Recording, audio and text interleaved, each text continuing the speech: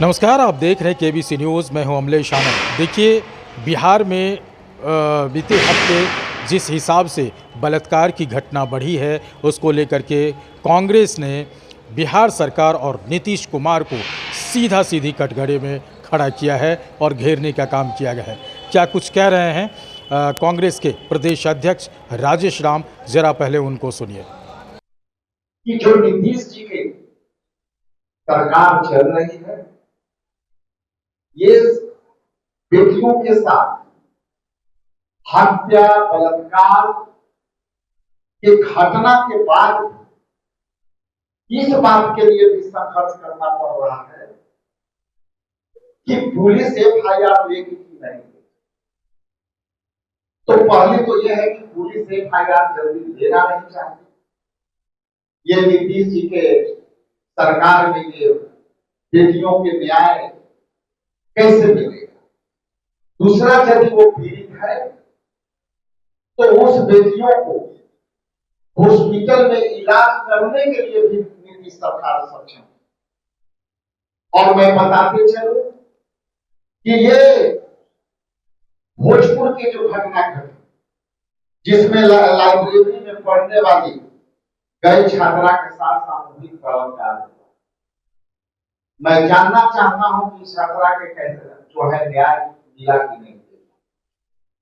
रोहतास में शादी समारोह में गई 5 वर्षीय बच्ची के साथ दुष्कर्म हुआ और मुजफ्फरपुर में नाबालिग लड़की के साथ दुष्कर्म का प्रयास हुआ। पश्चिमी चंपारण के बगहा में नाबालिग लड़की के साथ गैंग रेप हुआ। गोपालगंज में बारात देखने गई युवती के साथ गैंग रेप रात भर किया गया। पटना के एक प्रतिष्ठित होटल में नाबालिग बल्कि बेटियों के साथ दरिंदगी की गई। जमुई में नाबालिग के साथ झोला छाप डॉक्टर ने सामूहिक बलात्कार किया। तो मैं यहाँ आपके चैनल के माध्यम से मैं 2 सवाल कर करके मैं आगे के विस्तृत जानकारी के लिए मैं अपना अध्यक्षा दोनों महिला नेत्री को दूंगा।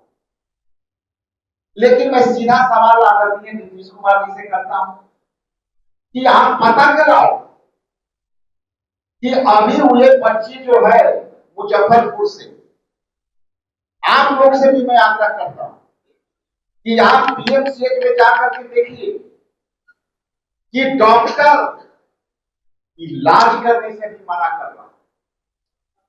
और जब एम्स में रेफर किया गया तो एम्स में भी हाथ खड़ा करने का काम किया।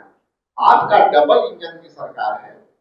एम्स केंद्र द्वारा संचालित होती है, एम्स हॉस्पिटल केंद्र के अधीन आती है और बिहार में पीएमसीएच बिहार सरकार के अधीनस्थ आती है।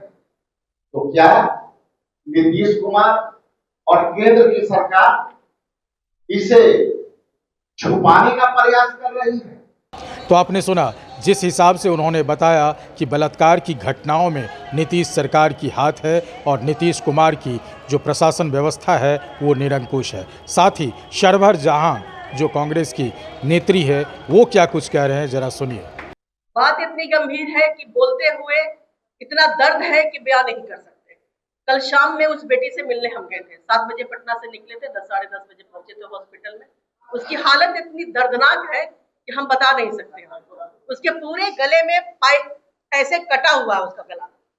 जब 2-3 दिन पहले उसके साथ बलात्कार हुआ है, बलात्कार के साथ जो उसकी दुर्दशा की गई है, गला ऐसे काट दिया गया। इस साइड दाहिने साइड में उसका गला ऐसे काट दिया गया है, पेट उसका ऐसे फाड़ दिया गया है। वो मुश्किल से 8 साल 9 साल की बच्ची होगी। फोटो आप लोग चलेंगे अभी हमारे साथ तो देख लीजिएगा। कमजोर दलित परिवार से वो बच्ची आती है।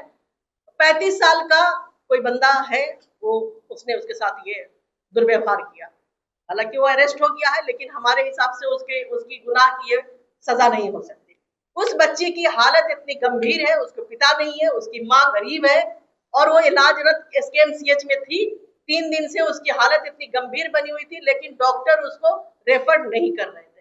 कल 2-3 दिनों से हमारे लोग वहां पे जा रहे थे, तो हमारे लोगों के दबाव में आकर के उन्होंने एम्स का, हम सब ने एम्स की डिमांड की थी कि आप उसकी एयरलिफ्ट कराइए और दिल्ली एम्स भेजिए, क्योंकि उसकी हालत इतनी नाजुक है कि उसका बिहार में इलाज हो नहीं सकता। उन्होंने क्या किया कि एम्स दिल्ली तो छोड़ दीजिए, एयरलिफ्ट तो छोड़ दीजिए, वो पटना एम्स तक नहीं रेफर कर पाए। क्यों? क्योंकि पटना एम्स में ईएनटी की डॉक्टर छुट्टी पे है। अब आप बता दीजिए कि इतना बड़ा एम्स और उसमें ईएनटी की डॉक्टर छुट्टी में, क्योंकि उनका केस, उस बच्ची का केस ईएनटी गायनी और चाइल्ड स्पेशलिस्ट तीनों के केस में आता है। तो ईएनटी के डॉक्टर वहां पे अवेलेबल नहीं है, तो उसको पीएमसीएच रेफर कर दिया।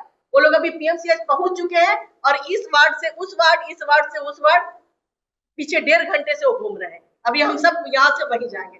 आप सबको याद होगा जब 2013 में कांग्रेस पार्टी की केंद्र में सरकार थी, निर्भया घटना हुआ था, बड़ी लंबी चौड़ी बातें उन लोगों ने करी थी। हमारी सरकार बेगैर राजनीति करते हुए सबसे पहला काम किया था एयरलिफ्ट कराने का। एयरलिफ्ट करा करके बेहतर इलाज के लिए उनको विदेश भेजा दिया था। अलग बात है कि बदकिस्मती से हम उस बच्ची को बचा नहीं सके, लेकिन हमने अपना प्रयास पूरा किया था। उसके बाद हमने सख्त से सख्त कानून बनाए थे।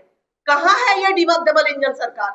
नीतीश कुमार जी बड़ी बड़ी बातें करते हैं कि हाँ मैं बेटियों के लिए ऐसे कर रहा हूँ, प्रधानमंत्री जी लच्छेदार बातें करते हैं, लेकिन आप ही के प्रदेश में हमारे अभी अध्यक्ष जी ने कितनी गिनती गिनाई।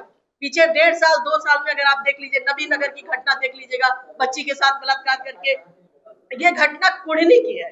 मुजफ्फरपुर एसकेएमसीएच में वो लड़की भर्ती थी, जहां हम देखने गए हैं, कुढ़नी के एक गांव की है, दलित बच्ची है, और अभी वो पीएमसीएच में इंतजार कर रही है कि कोई उसको बेड मिल जाए, हम लोग जाकर के उसको बेड दिलवाए। कल रात में डीएम के यहाँ हमने अपना एक आवेदन दिया था, उसके बेहतर इलाज के लिए आप एयरलिफ्ट करवाइए और उसको वहां भेजिए, लेकिन हमें नहीं लगता है कि मेरे इस रिक्वेस्ट का कोई भी असर हुआ है, क्योंकि उन्हें पीएमसीएच भेज दिया गया जहां वो दर की ठोकर खा रही है। ये है भाजपा और नीतीश जी की सरकार। तो आपने सुना, इन दोनों नेता नेत्री ने ये नीतीश सरकार को एक बड़ा आरोप लगाते हुए उन्होंने कहा है कि सरकार बिल्कुल ही बलात्कार और अपराध के मामले पे निरंकुश साबित हो रही है, जिसे 2025 में जनता ज़रूर सबक सिखाएगी। अमलेश आनंद, केबीसी न्यूज़, पटना।